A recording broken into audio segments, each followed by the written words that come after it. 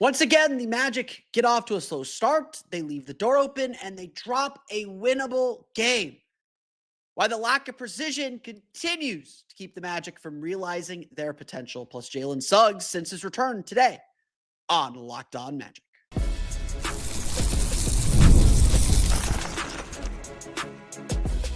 You are Locked On Magic, your daily Orlando Magic podcast. Part of the Locked On Podcast Network. Your team every day.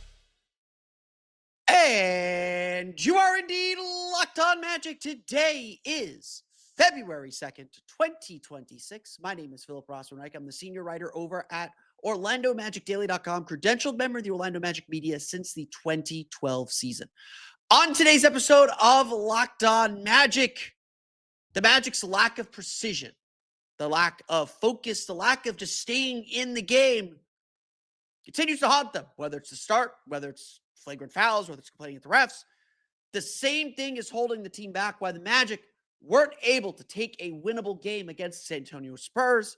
Plus, we'll talk about Jalen Suggs since his return. We'll get to that, all that coming up here in just a moment. But first, we want to thank you again for making Locked On Magic part of your day every day, no matter when you listen to us, whether it's first thing in the morning, whether it's right when we upload. We truly appreciate you making Locked On Magic part of your day every day. You can make Locked On Magic even bigger part of your day by being one of our Orlando Magic dailies, our everydayers who listen 5 days a week, who listen during the weekend when we do our weekend episodes, who make us part of the regular podcast rotation, who make us their first listen of the day, who are part of our everydayer club. We want to thank you again for making Locked On Magic such a big part of your day and for making the Locked On Podcast Network the #1 sports podcast network. It's your team every day. Today's episode of Locked On Magic is brought to you by Game Time. Download the Game Time app, create an account, and use code LOCKEDON for $20 off your first purchase. Everything was lined up for the Magic to steal a win against the San Antonio Spurs. Just plain and simple.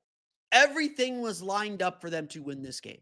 The Magic were sitting and waiting in San Antonio, while the Spurs were stuck in Charlotte in the middle of a snowstorm. In fact, San Antonio was stuck in Charlotte overnight, having played the Hornets on Saturday. Stuck in Charlotte overnight. Couldn't get out in the morning. Had to fly to Atlanta because of mechanical problems. Didn't land in San Antonio until about 3:30, 4 o'clock local time. The game was pushed back from 4 to 7 on Saturday, and then from 7 to 8 local. 7 to 8 local in the middle of the afternoon. To say the least, it was a wild day, and maybe that should have made this game a little more unpredictable. But at the end of the day, it also meant one thing. The Spurs were at a huge rest disadvantage, not only because they're on the back-to-back, but all it would take for the Magic to win this game. Make shots, all that stuff, but all it would take for the Magic to win this game was a focused, intense effort. A game where they went out and said, we are going to be the aggressors. We are going to be the more physical team. We are going to attack this team. That's what it would take. That's all it would take for the Magic to win. And if you watched any part of this game, you would say, yeah, you could see it. You could see, the Spurs don't have it quite. They're not completely there. They couldn't shoot from 3. There were all these elements that were just if the Magic could just press that element, they would get back in the game. They came out there down 17 in the first quarter. They trailed by, 16 after the first quarter. And then Orlando came out and scored 40 in the second and took a 1-point lead in the locker room. So the Magic had it in them. They had it in them to zoom by.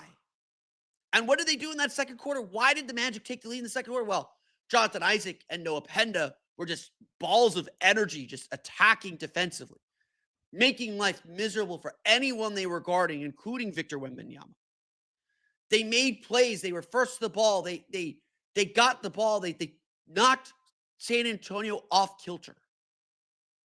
And they turned that into fast breaks because that's the one place the Magic should have had an advantage, is getting out in transition, being able to play with more energy. The Spurs were playing on pure adrenaline. But as quickly as the Magic got that energy, retook the lead, and seemed to be in a place where they could control the tempo of this game, they lost it again. And they lost it in the same way they've been frustrated for the last 2 months, in the same ways that has kept this team from reaching its potential. If you want to know why the Magic aren't the team we thought they were, know the background of this game and watch this game. Tell me the team that wanted it more. Tell me the team that wasn't bothered by mistakes, wasn't bothered by frustrations, that found a way to adjust and adapt to the game. Tell me the team that was able to run their stuff with precision, with intensity. Tell me the team that understands who they are.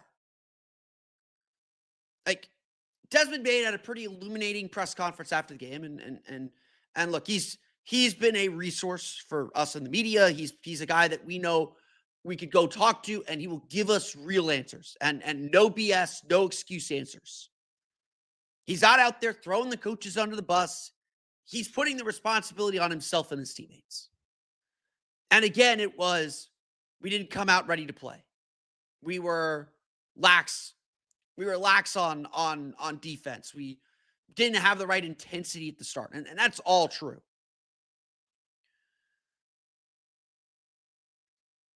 The Magic can't get out of their own way. Because again, everything was set up for them to win.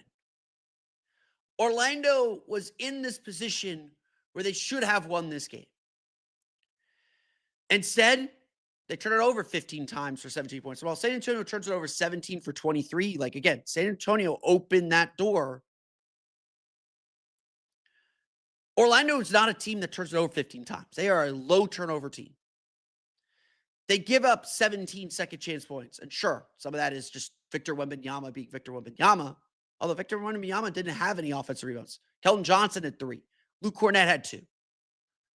This is a team that for the Magic took 9 more field goal attempts, but then again, San Antonio got 32 free throws. While there is plenty to complain about on the foul front,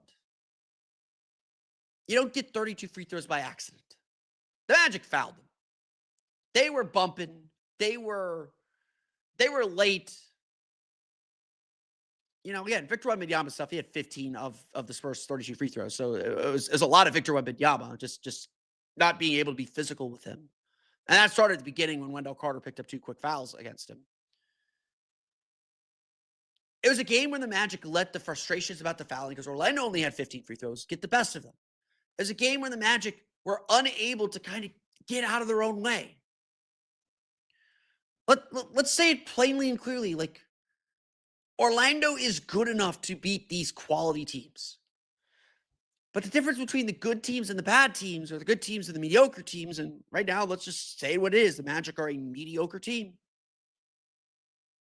The difference in those teams is how you respond to adversity. It's when things get hard, are you going to fight back? When things get hard, are you going to stay committed to your identity? Are you going to stay committed to who you are? And that is what the Magic haven't done all year. That is why the Magic are where they are. Why they are struggling to find their identity. Because again, I say this a million times about the regular season. The regular season is about what you can do on your worst night. What is the one thing you can count on when everything else isn't working? Night to night, game to game, every single day. What can you count on? The Magic thought it was their defense. But their effort this year has been so inconsistent. Certainly not to the level and degree that we expect of this team and believe in this team. We can't even count on it quarter to quarter. You're down 37-21 after first quarter. You respond with 40-23 second quarter, and then scored just 42 points in the second half. Get outscored 52-42 in the second half. Defense, after that first quarter, I wouldn't say was great, but largely did its job. But because the Magic were constantly sending Wembanyama to the foul line, because the Magic were so frustrated by their inability to get to the foul line and were complaining with the refs, and look, Dez, guilty of it too. Big flagrant foul late in the third quarter. Let the Spurs get up by 8. Wembanyama split the flagrant free throws to get to 6. Made 2 free throws after on the next play to get to 8. Because Orlando let the other team outwork them, steal key possessions, frustrate them to no end. Because they were able to do that, Orlando lost. And again, talking to fans, I think there is this disconnect between the team we thought we were going to see and the team that they are. The team we thought they were going to see, like maybe it's still in there when Franz Wagner gets back. But look, we're 48 games in the season. That team ain't coming back. That's not this team. This team is a team that is inconsistent.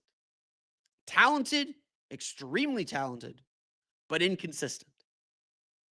And that inconsistency shows up in games like this. Games where the red carpet is laid out for them to win. Again, San Antonio played well. I want to give them all the credit in the world for playing under the conditions they were playing at. This game probably should not have been played. So kudos to the Spurs. This is what championship level teams do. Congratulations to Locked On Spurs, Jeff Garcia and the crew. Y'all got a team. The Magic, these are the games that they live for, that they took as a challenge over the last 4 years, certainly last 2. And now it just feels like we don't know if the Magic are going to show up or not. And that is the difference. It's precision in execution. It's precision in focus. It's precision in effort. Basic things that only the players can control. Because right now, this team is a mess. And maybe it's just one bad game. Again, Magic were kind of holed up in their hotel room. They didn't go do their shoot around. You know, their routine was messed up too. Maybe we discounted that a little bit in our pregame analysis of the rest disadvantage or advantage or whatever. But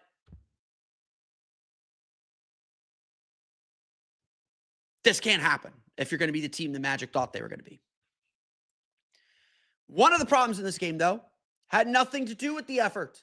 It has to do with production because the Magic aren't getting enough from some key players. Let's look at how Jalen Suggs has played since his return and the struggles he had in this game. We'll get to that coming up here in just a moment. But first, today's episode of Locked On Magic is brought to you by our friends over at PrizePicks. The big game is almost here, and there is no better way to cash in during America's biggest sporting event than PrizePicks, where it always feels good to be right. And this week, PrizePicks has a special max discount for the big game live in the app right now. I'm actually going to go on and do this right after I'm done recording the show.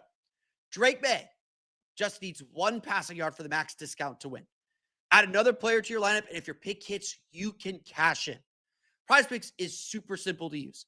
It takes no time to get started. It's really clean. You just pick more or less on 2 to 6 player projections, and it's just you versus the numbers. You don't have to worry about big player pools or complicated scoring systems or salary caps or anything like that. It's just you and the numbers, just picking more or less. It is that simple. And with PrizePicks, you can follow partners like us and tailor fade picks right from the feed. Download the PrizePicks app today and use code LOCKEDONNBA to get $50 in lineups after you play your first $5 lineup. That's code LOCKEDONNBA to get $50 in lineups after you play your first $5 lineup. PrizePicks, it's good to be right.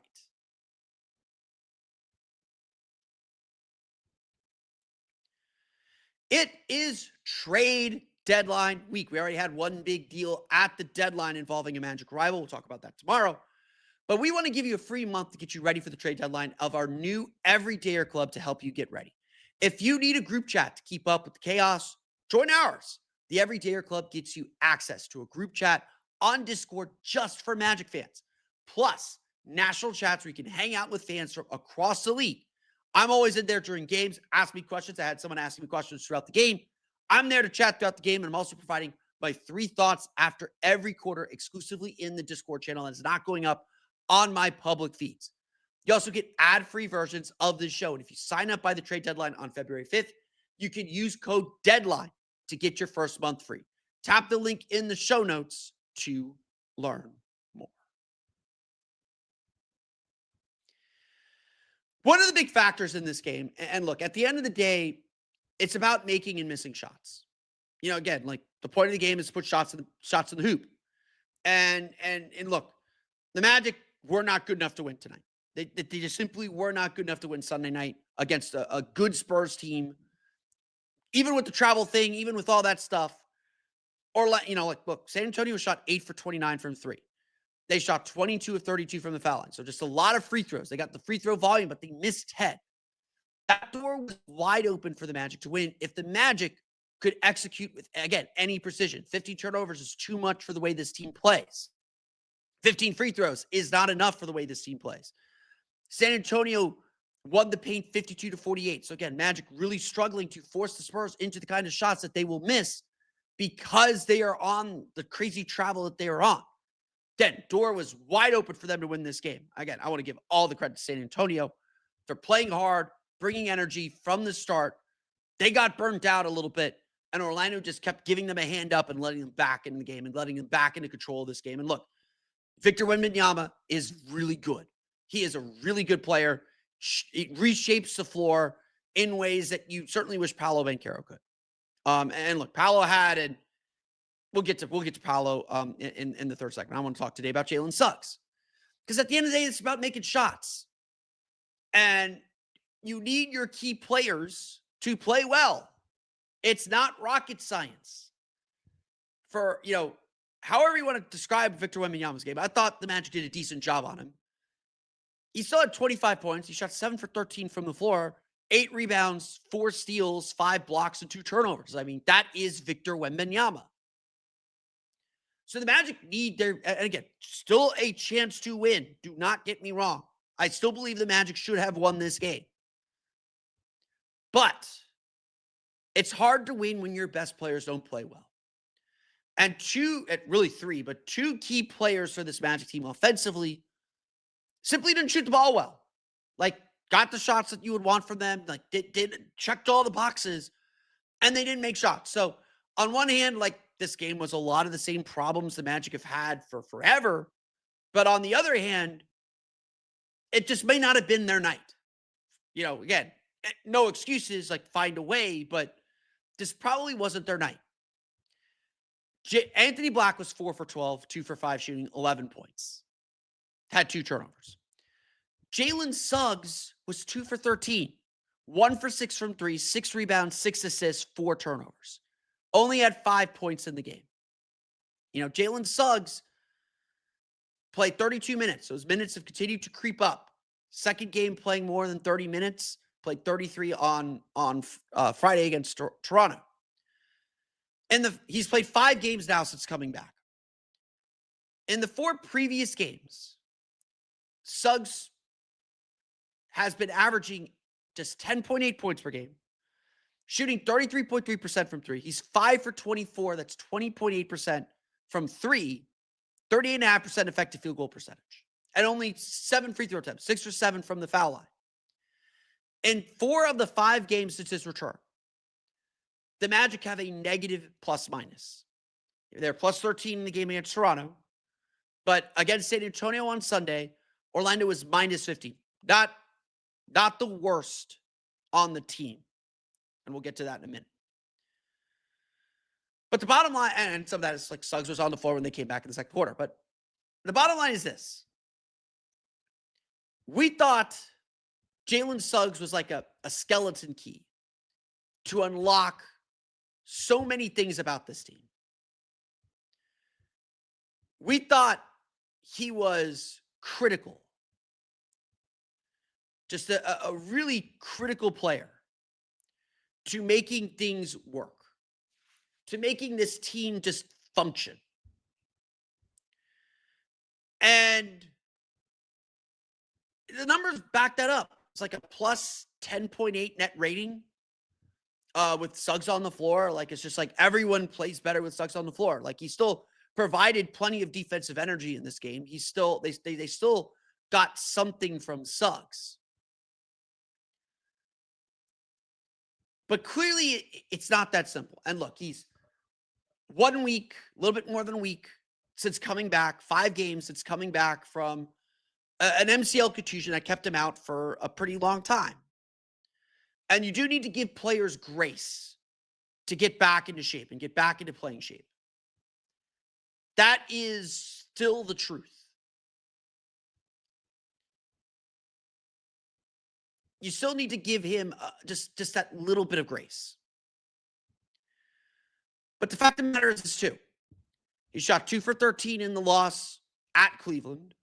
Again, not a 60-point game, but a game that was relatively close, and Suggs going 0 for 5 hurt them. Didn't hurt them against Miami. He went 1 for 7 from 3 against Miami, 6 for 15 overall. But you got a guy who's taking 13, 14, 15 shots and missing a lot of them. And especially for a player who is one of their better three-point shooters. That is losing a lot. Just plain and simple. That is losing a lot.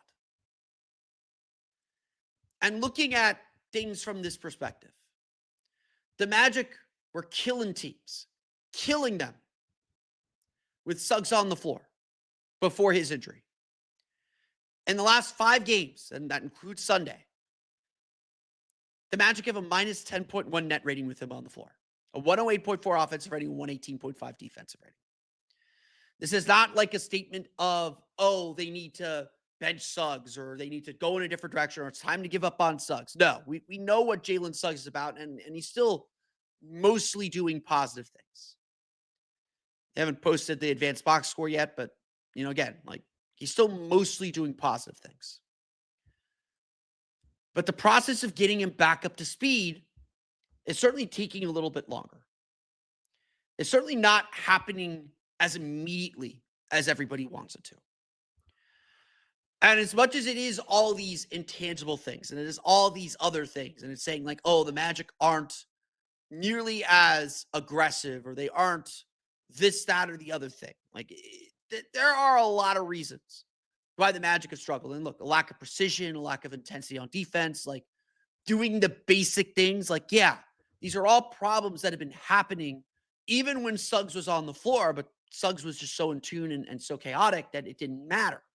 And he had that moment in the second quarter, so it's in there. It's coming out. But at the end of the day, like, you need your best players to play well. You need contributions from key guys. You need your guards to make shots. Like, again, it's not like some of this is not rocket science. The Magic get good looks.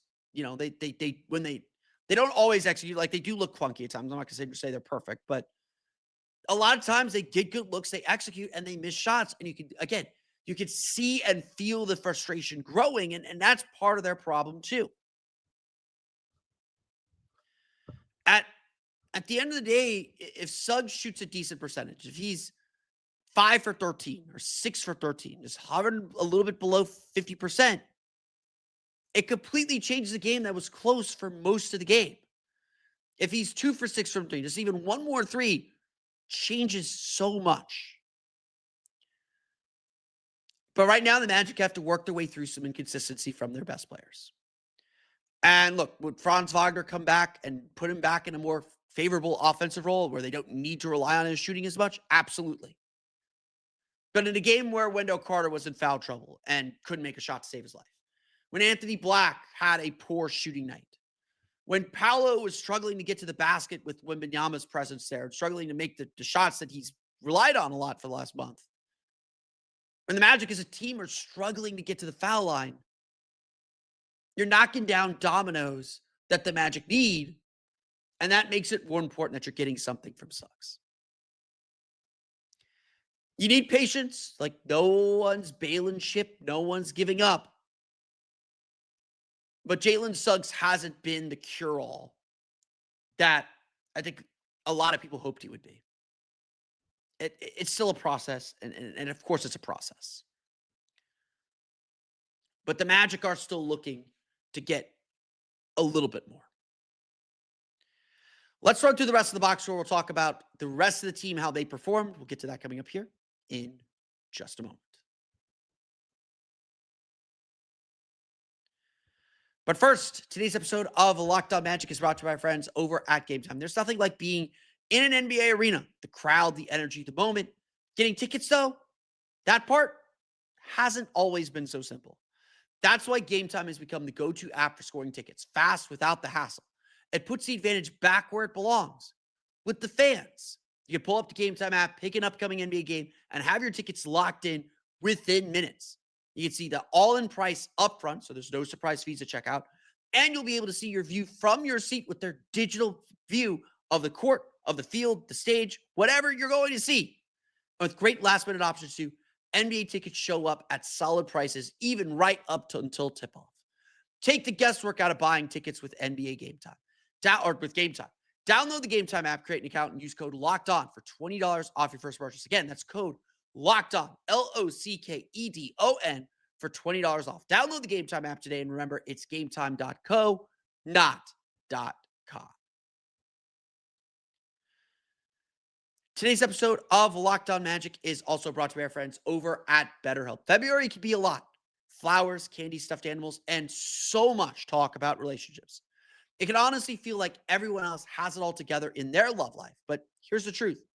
Whether you're married, dating, single, or just focusing on you, most people are still figuring it out. It's constantly evolving.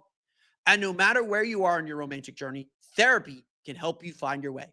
It can help you get clear on what you want, what feels heavy, and how to take some pressure off yourself. It's easy to assume everyone has the perfect relationship, but most people are working through something, and therapy can help you recognize patterns that might be weighing relationships down. It can help you communicate better, set healthier boundaries, and stop carrying everything alone.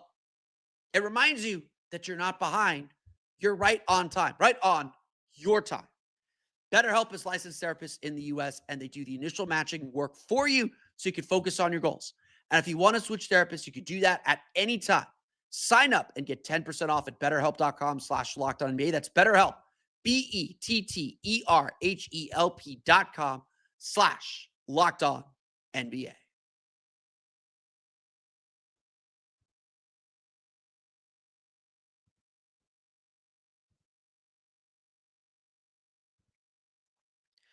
As we do after every game, let's run through the final box scores. The Orlando Magic fall to the San Antonio Spurs 112-103. Again, I want to preface this and just say I want to give a lot of credit to the San Antonio Spurs. Like, I know a lot of people get annoyed with me when I say there are such things as schedule losses. There are such things as schedule losses. I have walked into buildings and looked at the team or heard from people on the team saying, like, we're in rough shape right now. Like, the travel really got to us. There are 2 or 3 of these every single year. And good teams find a way to steal one of those 2 or 3 that look like schedule losses on the schedule. The Orlando Magic were gifted 2 schedule losses for the Spurs. Like, even before the travel stuff, the Magic got the Spurs on the second night of a back-to-back with a rest advantage in both of these games. In December, Orlando faced San Antonio after the Spurs took a Memphis to Orlando back-to-back. This game, a Charlotte to San Antonio back-to-back for an afternoon game. Not super crazy. You know, they would have been in their beds in time to go to sleep at a decent hour and be up for a 4:00 game or 3:00 game, whatever it was, local time. But to do that after the travel that San Antonio had to do, I want to give so much credit to the Spurs for finding the energy and playing well. And again, this is what good teams do. You want to know why the Spurs are the team that they are? Well, it's not just Victor Wembanyama, who is a he just warps everything on the court. It's not just Victor Wembanyama. They have a culture and they have a confidence that they looked at this adversity and said, we're going to overcome it. We're not going to let that beat us. It might be what ultimately beats us, but we're not going to add to it.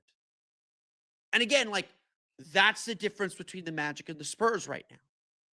Not to say that the Magic wouldn't play hard or wouldn't do anything like that, but when adversity hits them, and I know I'm saying this after Friday's game, where adversity hit them and they responded in a big way at home. But it feels like when adversity hits this team, it snowballs. It gets bigger. It devolves into other problems. The Spurs blitzed them at the start, and they made some tough shots, and it was just like, okay, let them get the adrenaline out to survive this little push, and you'll be able to take over. And that's kind of what happened in the second quarter. But Orlando didn't match the energy. They were playing on their back foot. And look, Wembanyama has a lot to do with that. Again, Wembanyama had a really solid game. I thought Orlando did a good job forcing him into tough shots and making him work, but he's just so big. And, Orlando's best bet against Wembanyama was Jonathan Isaac. I'll get to him in a minute. Wendell Carter picked up 2 quick fouls. He played only 19 minutes of this game. It was hard for Wendell Carter to get a rhythm.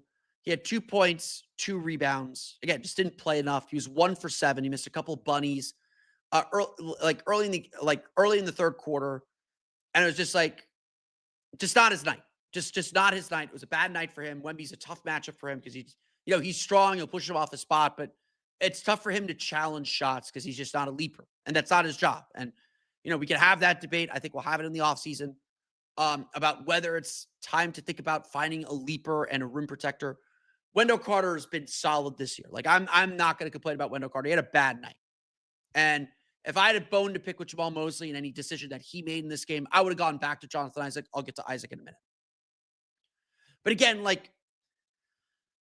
the Spurs found ways to impact the game despite the fatigue, despite everything else. And you go look at Paolo Banchero's game. Paolo, in 35 minutes, 19 points, 6 for 12 shooting, 1 for 1 from 3, 6 for 8 from the foul line, 10 rebounds, 4 assists. For the most part, that's an okay game. Do you want him taking more shots? Sure. 19 points, want him scoring a little bit more? If Jalen Suggs had made his threes and Anthony Black had made his threes and they'd made some of their shots, sure. I think Paolo at times struggled to deal with Wembanyama's size. And that's everyone struggles to deal with Wembanyama's size. He is like Stephen Curry, just warps the floor. And Paolo missed mid-range jumpers that he's been hitting pretty consistently over the last month. So again, I'm disappointed that the Magic didn't play with the effort and intensity to make up for some of these things. But this could just be a bad night. And again, that's not an excuse. Magic had enough to win this game. But they never really figured out how to attack Wembanyama. And they settled for jumpers, especially early in the game, settling for a lot of threes. That's why they fell behind. And they were making enough of them. Again, they were 10 for 30, but they were at 50% at halftime, if I'm not mistaken. I'll double check that real fast. They were 9 for 21 at the half, which means they went 1 for 9 in the third quarter, or 1 for 9 in the second half. So A, that's not enough threes at that point. But B, you're missing a lot of shots and presumably solid shots because Magic don't take a lot of bad threes. They do occasionally, but you know what I'm saying. The Magic just couldn't find their footing on offense. And again, this is a problem where they don't quite know what their identity is. And making sure Paolo gets his touches, and again, it's just, there's just a lack of organization to the offense. And that's a product of the personnel on the roster. Jalen Suggs made some bad shot decisions. I thought Anthony Black made some bad shot decisions, just rushing into shots that they don't need. Again, no paint touch, no three is my motto for this team. Just, if you're going to get a three, get a paint touch first. Don't just jack up a three. They really struggled to find something they could lean on. And again, that is the definition of the problem for this team. Is there's just no identity. They don't know who they are. They know who they're supposed to be, but they don't know who they are. And I thought Paolo was better in the second half than the first half. I thought the first half he really was passive. Didn't know how to attack when Wembanyama was trying to move the ball instead of being a scorer. And he found some points in the third quarter, found some points in the fourth quarter. He had 10 at half. So again, half his points. He only 6 field goals. So half of his production in each half, scored 7 in the third. 9 of the 18 points the Magic scored in the third quarter, 9 came from Desmond Bane. We'll get to him in a minute. 7 from Powell. I want Paolo to be more aggressive, but I have very little complaint about with Paolo. I thought he played really well to set others up, to take the attention, to bring Wembanyama to him, and sometimes he tried to shoot over Wembanyama, which honestly I don't mind. I thought honestly the Magic were so scared of Wembanyama at times. It was just just shoot over him, engage him, bring him to you. Don't get your shot blocked, but bring him to you or make a smart pass. Like be in the bodega, be in the dunker spot, be ready to receive a pass or get a rebound. And the Magic were either too aggressive on Wembanyama, like Jalen Suggs had a couple layups blocked, just trying to challenge him. And again, I prefer the aggression. I prefer aggressive mistakes than scared mistakes. And so it just felt like the Magic were kind of terrified of dealing with him. One guy who wasn't was Desmond Bane. But a lot of that's because Desmond Bane was making mid-range jumpers. Desmond Bane was the only guy that really had much going offensively, had really good flow. 25 points, 10 for 17 shooting, 1 for 2 from 3, 4 for 4 from the line, 4 rebounds, 4 assists. A really solid game for Desmond Bane. Bane is playing really well. Like, again, 2 threes is not enough. Orlando really struggled to Orlando needed someone to attack, and Bane was one of the guys willing to attack. San Antonio did a good job running him off the line.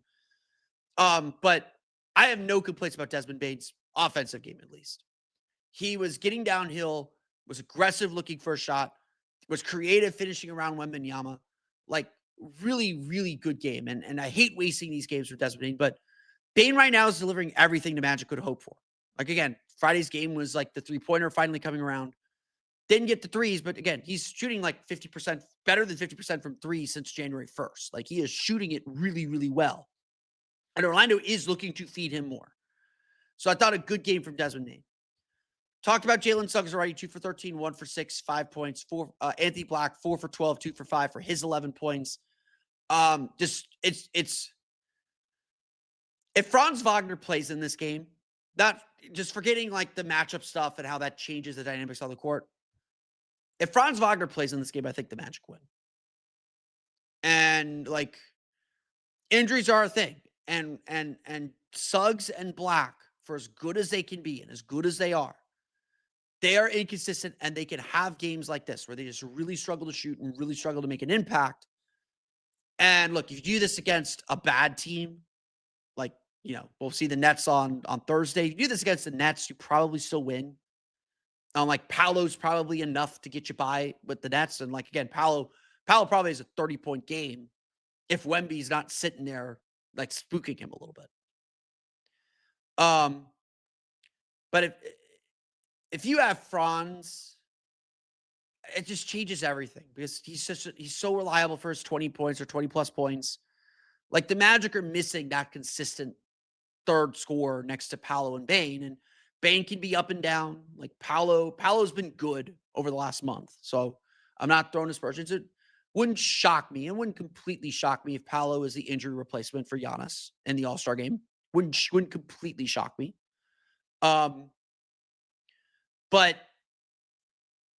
yeah, the Magic need to get healthy. Like Franz, I don't want to say he fixes everything, but he fixes a lot. Like he does. And it just relieves pressure on everyone, because I think right now, like I say this all the time, bad teams are not bad because they have bad players necessarily. They're bad because they're asking players to do too much. And it still just feels like, as good as Anthony Black was for that stretch, he started to come back to earth a little bit. And him and Jalen Suggs just are being asked to do a little bit too much on a night-to-night basis. They can maybe give it to you 3 out of every 4 nights, 4 out of every 5 nights, 3 out of every 5 nights, whatever it is. You just hope they aren't the same night. But asking them to do it night in and night out, like, again, that's the measure. And we'll talk deadline stuff tomorrow, but like, it just feels like this roster isn't as injury resilient as it was last year. And that's why the Magic are where they're at. I got to run through the bench here. Bench, I was ready to write this big thing about how the bench needs some solving, and I still agree with that. The Magic need to address some issues on their bench at the deadline, but this game is close only because of the Magic's bench. Jonathan Isaac continues to play really well. He came in that Miami game, was hugely impactful against the Heat, had a solid game Friday against Toronto, had a really good game tonight. Magic were plus 11 in Jonathan Isaac's minutes, 9 points, 4 for 6 shooting, 1 for 2 from 3. 2 steals, was not credited with a block, but I'm pretty sure he had one. Loved Isaac's energy. Like, again, the Magic turned this game around. They got back into the game, took the lead at halftime, solely because they were more energetic than the Spurs. They were more aggressive and more physical. And it's not, again, like, I wish I could tell you that, oh, Jamal Mosley needs to do X, Y, and Z, change some things offensively. So much of the problems this year are effort and consistency and effort. Something we didn't question for 4 years.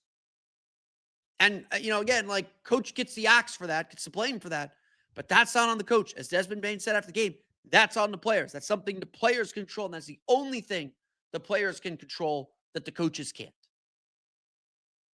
So Isaac played with a ton of energy. Noah Penda, who had a really nice game, 7 points, 3 for 5 shooting. Both of his misses were threes, 2 rebounds, 2 assists. No assists.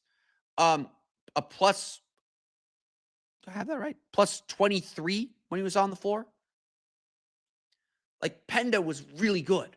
Like, we got a good Penda game. Just all energy, making things happen, being in the right spot at the right time, being aggressive with the ball, not settling. That's what the Magic needed. And again, there's just so little else on this roster. Tristan Silva had 7 points on 3 for 9 shooting, 1 for 5 from 3. Thought he settled some at times for his 3, but just generally, again, just good energy in that second quarter. He was so good in the second quarter. Mo Wagner had 8 points in a first quarter stint. Really ineffective on defense. Magic just did not trust him. Went to Isaac. Isaac solved so many other issues, so he got the backup center minutes with Wendell Carter in foul trouble.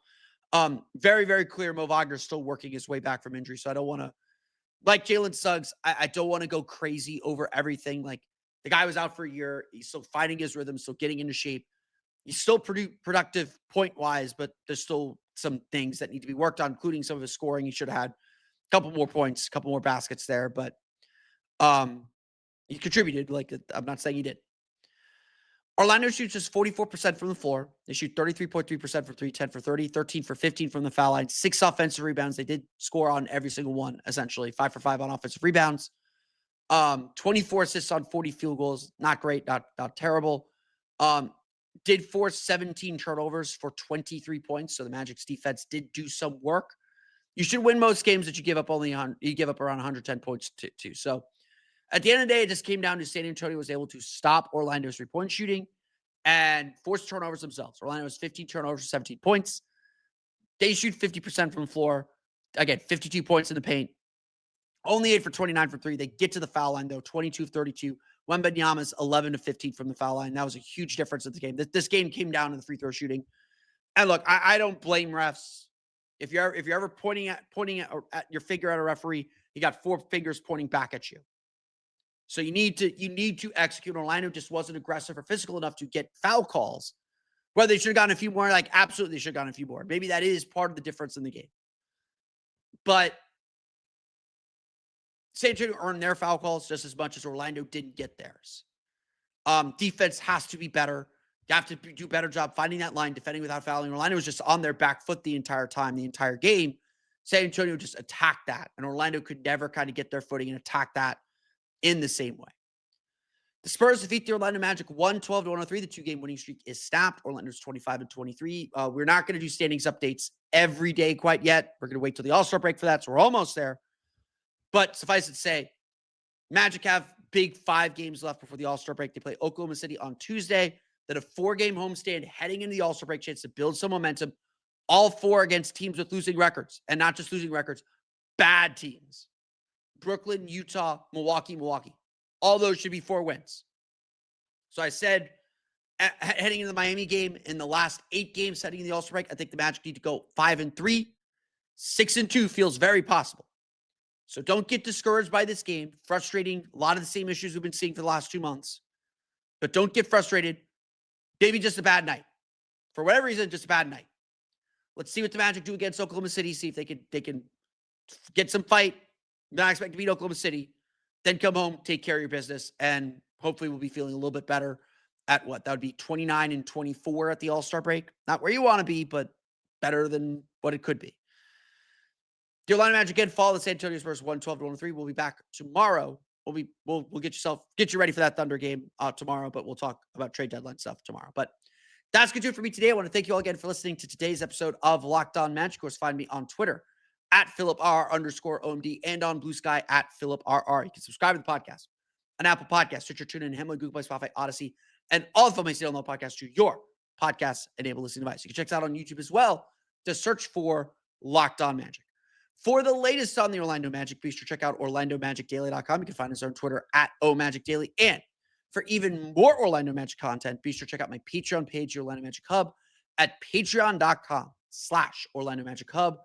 As always, thank you for your support. And if you are a member of our Everydayer Club, getting access to our members-only Discord, and so much more, I am working on a way to get you access to my Patreon articles, to my subscription articles. I'm still experimenting with a few things. This Everydayer Club thing is still very, very new. I will get you access to those articles. So if you join our Everydayer Club, you will also get all my premium benefits that I provide. So stay tuned for that. Thank you all for your support. Truly, truly, truly, truly, truly, truly, truly, truly, truly, truly appreciate it. For those of you on video, we're going to send you the first ever 24/7 national NBA YouTube channel on audio. Make sure you make your second listen NBA Game Night on Locked On NBA, where I'm sure they will be talking about the Spurs' travel problems and this game in some detail. But that's going to do it for me today. I want to thank you all again for listening to today's episode of Locked On Magic. We'll be back tomorrow. We're going to talk trade deadline. I'm going to give you my targets, players that I think the Magic should be chasing, my philosophy for this year's trade deadline. Plus, I'm writing it up for Orlando Magic Daily, my trade value column, the big changes that I see in what the Magic have to offer the trade market. We'll get to that on tomorrow's episode of Locked On Magic. But until then, for Orlando Magic Daily and Locked On Magic, it's been Philip Rossman-Reich. We'll see you all again next time for another episode of Locked On Magic.